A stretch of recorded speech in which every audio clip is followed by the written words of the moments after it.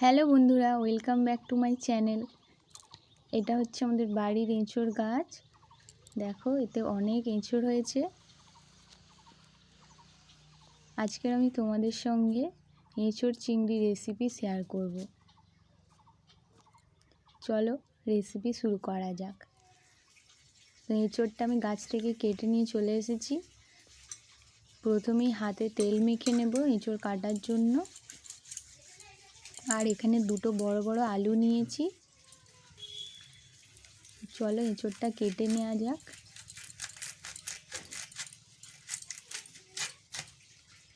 এঁচোড়টা 500 গ্রামের মতো হবে আর একদম নরম। আমাদের গাছের এঁচোড় খুব সুন্দর খেতে আর তাড়াতাড়ি সিদ্ধও হয়ে যায়। তো এইভাবে এঁচোড়ের খোলা মোটা করে ছাড়িয়ে নিয়েছি।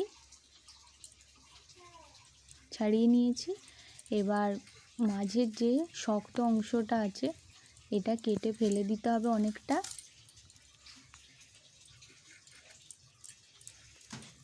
তারপর ছোট টুকরো করে কেটে নিচ্ছি। এঁচোড় আর আলু কেটে ধুয়ে নিয়ে চলে এসেছি। চিংড়ি মাছটা কেটে পরিষ্কার করে নুন মাখিয়ে রেখে দিয়েছিলাম। এবার হলুদ গুঁড়ো মাখিয়ে চিংড়ি মাছটা ভেজে নেব। কড়াতে তেল দিয়ে দিলাম। তেলটা গরম হয়ে গেছে। এবারে এর মধ্যে চিংড়ি মাছগুলো দিয়ে দিলাম।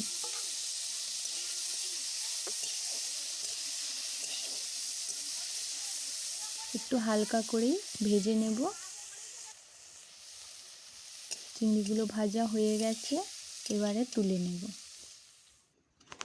আবার কড়াইতে তেল দিয়ে দিলাম।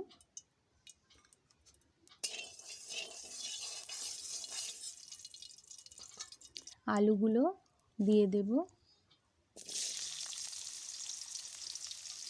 আলুগুলো একটুখানি ভেজে নেব।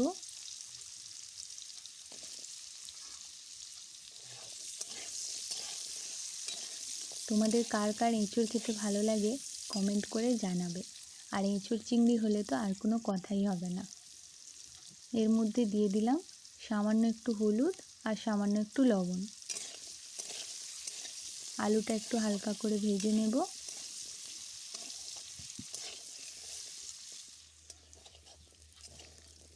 আলু ভাজা হয়ে গেছে, এবার এটা নামিয়ে নেব।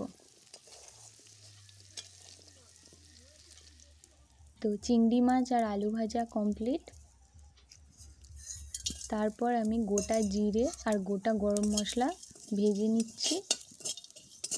ভেজে নিয়ে এটাকে গুঁড়িয়ে নেব। এবার কড়াইতে জল দিয়ে দিলাম।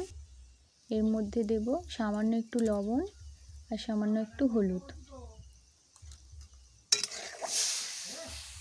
এঁচোড়গুলো এর মধ্যে দিয়ে দেব।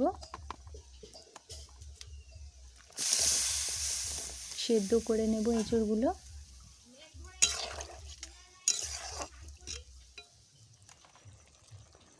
এঁচোড়টা সেদ্ধ হয়ে গেছে।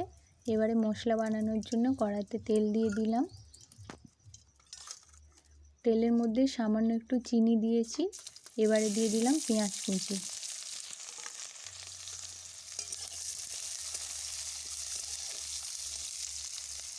পেঁয়াজটা একটু ভাজার পর তারপর দিয়ে দেব 5 ফোড়ন।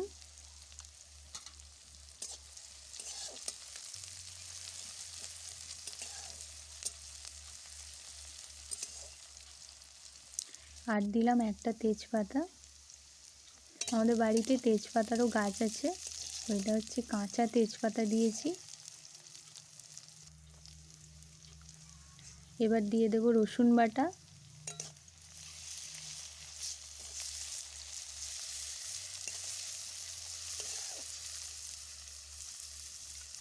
আর আদা বাটা দিয়ে দেব।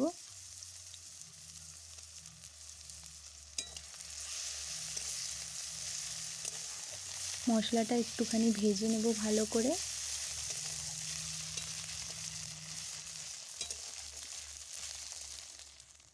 এখানে একটা বাটি নিয়েছি, তার মধ্যে কিছুটা জল নিয়ে নিলাম।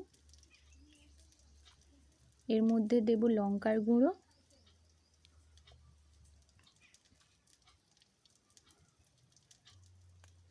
2 চামচ দিলাম 1 চামচ হলুদ গুঁড়ো আর 1 চামচের মতো লবণ।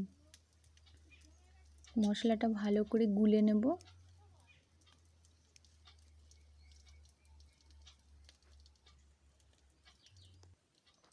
এবার এই গোলা মশলাটা কড়াইয়ের মধ্যে দিয়ে দিলাম।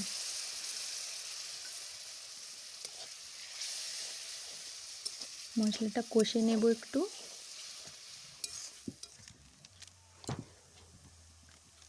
আর দিলাম ধনে গুঁড়ো,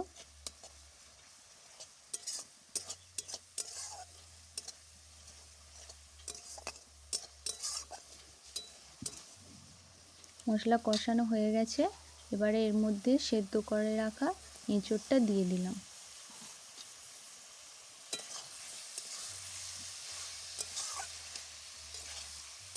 একটুখানি নেড়ে নিয়েছি। এবারে এর মধ্যে চিংড়ি আর আলুটাও দিয়ে দেব।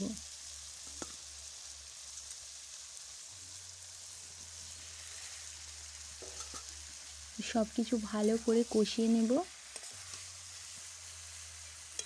দেখো দেখতে অসাধারণ লাগছে আর খেতেও খুব ভালো হবে।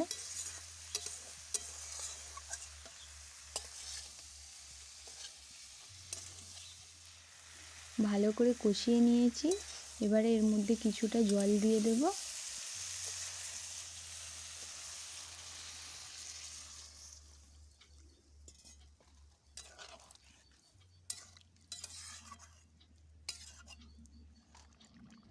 এঁচোড়টা তো আগে থেকে সেদ্ধ করাই ছিল আর আলুটা সেদ্ধ হয়ে গেছে। এবারে এর মধ্যে গোটা জিরে আর গোটা গরম মশলা গুঁড়ো করে রেখেছিলাম সেটা দিয়ে দিলাম।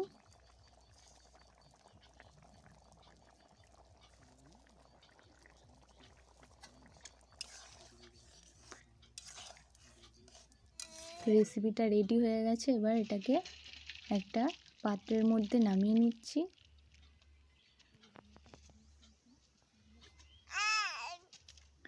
আজকের রেসিপি এঁচোড় চিংড়ি একদম রেডি।